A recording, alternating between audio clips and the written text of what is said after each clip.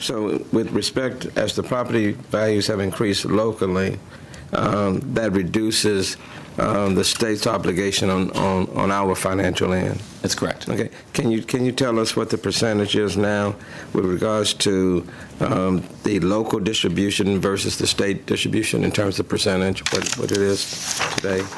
Yes. In 2016, the state share of the foundation school program is anticipated to be 42.8%, and in 2017, 41.1%. 41.1. And what was the first one? 42.8%. Now, and as the let's say the property values increase, and I assume that the amount that we have included in the baseline bill that's returning to the foundation school program is a little over $4 billion. $4.5 billion is what is anticipated to be saving as a result of that. Now, how do we return that? Do we return that? It goes back to the foundation school program, and it's distributed based on the formula. Is that? It reduces the amount of state aid that's required to meet the current law obligation of the foundation school program. So basically, in order to go forward to maintain the same amount of funding that school districts receive in total, including local property taxes and state aid combined, it's a reduction to the state. But in House Bill 1, did we not cover the population growth utilizing this money for the 86,000 kids per year that are added? And then we put the remainder, $2.2 billion, sitting in the budget with a method to be determined as to how that is distributed. So the House's budget basically takes all of the appraisal increase money and puts it back into House Bill 1 to cover population growth and some future method on the $2.2 billion. Is that correct? That's correct. In a couple of pages, I'll get through the 16-17 analysis and how we got to the total appropriation. But you'll see once we get to that page that there's anticipated savings of $4.5 billion, as we mentioned, for property tax growth, local property value growth. But there's an additional cost of $2.5 billion for enrollment growth, an additional $2.2 billion that we're including for essentially enrichment of entitlement. And there are also some other factors which further increase the amounts that will be distributed to school districts. Okay, so in relation to 2011, I'm using that as a benchmark because that's when we reduced the foundation school program by $4 billion. Where are we now in comparison to 2011? What we feel is generally the best way to look at a comparison of 2011 is to compare maintenance and operations entitlement per weighted student across school districts. When you do this on a statewide basis, we are above where we were in 2011.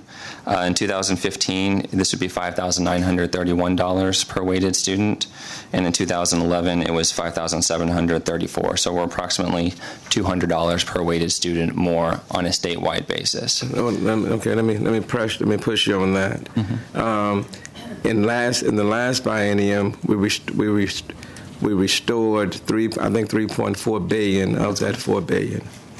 Okay, that was in 2013. Mm-hmm. Okay, in this baseline bill, and your number is based on what's in this baseline bill, correct? That's correct. In this baseline bill, we are returning. We're putting in what 4.5. Including enrollment growth, there would be more than 4.7. Enrollment growth would be 2.5. Additional 2.2 was put in entitlement, and then there's some additional factors. For example, the golden yield is increasing at a cost of $900 million. Districts that levy those golden pennies are going to see an increase because the Austin ISD yield is increasing. And did we not also increase it? I know Vice Chair Turner's bringing up the 3.4, but we also restored the regular program factor back to 1, correct? Yes, that was part of what was restored in last session, and the basic allotment was increased from 14 to 15, and the House Bill 1 annualizes the higher level. So there's some additional cost on a biennial basis for that as well. Okay, but let me back up again. So in the last session, we restored it. 2011, we took out $4 billion from the foundation school program. I'm not counting the grants. That's correct. Of about another $1.3 billion. That's correct. To TEA. I'm not counting that. Okay, we took out $4 billion in 2011. In 2013, we restored it by $3.4 billion. That's in correct. 2013. In this budget, in this baseline budget, we are putting in, based on the increased property values, we are putting in the increased value of 4.5. Generally, whenever the $4 billion and the $3.4 billion numbers you had referenced, enrollment growth was counted separately from that, so you might want to count the enrollment growth separately from that calculation. But yes, $2.2 billion is going to make the system richer above this 3.4 that was added last time. Okay, and I guess I'm trying to then figure out how you are concluding that it's more based on the water than existed in 2011. If you discount or take out the $2.5 billion for enrollment growth, The numbers I was given before was comparing 2015 to 2011, and the way that the districts were 2011 after we reduced the budget by $4 billion, or 2011 before we reduced the foundation school program by $4 billion. So 2011 was before the $4 billion reduction. After adding back in the 3.4, so in 2015, on a statewide basis, districts were better off on a maintenance and operations basis than what they were in 2011 on a statewide basis. There are some districts, because the way that money was taken out is different than the way the money was put back in. Some districts are going to come out better than they were in 2011. Other districts are not going to be. The percentage of those that's going to come out better is what? 67% are coming out better in 2015 than they were in 2011, and 33% were below. And who compiles? Who makes up the 33%? Primarily wealthier districts, and this is primarily because part of the way that the money was removed was by reducing the hold harmless through hold harmless reduction percentage, along with regular program adjustment factor. But the hold harmless reduction percentage was not. That's not how they put the money back in. The money was put back in the basic allotment. Okay. Then let me ask this question, and again, and I won't belabor the point too. This is important. Okay. Let me ask this. If you factor then in a property tax reduction, let's say of $3 billion, what impact does that have on the foundation school program?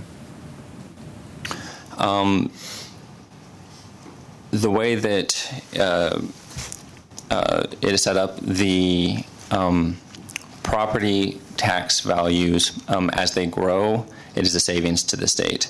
As they decrease, it is a cost to the state.